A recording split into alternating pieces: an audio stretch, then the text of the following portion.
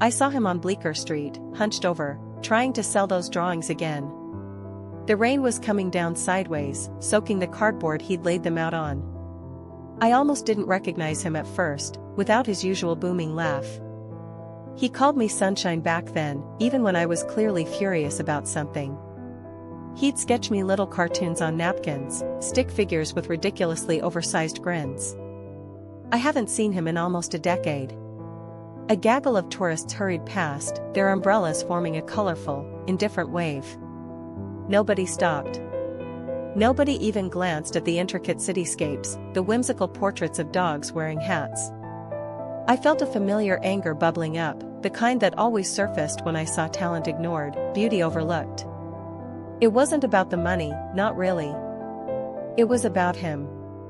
About how easily the world seemed to diminish people like him, people with hearts too big, dreams too fragile.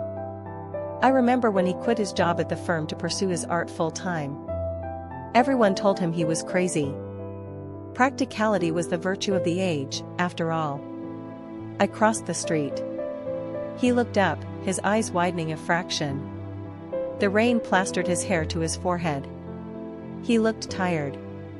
"Hey," I said, trying to keep my voice even. "Remember me?"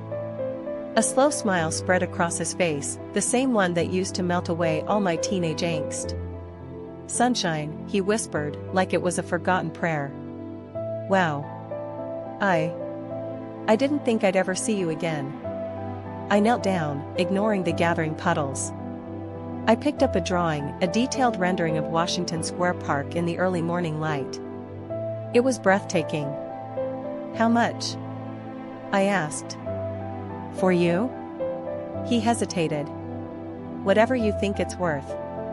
I pulled out my wallet, handing him all the cash I had. It wasn't much, maybe $60.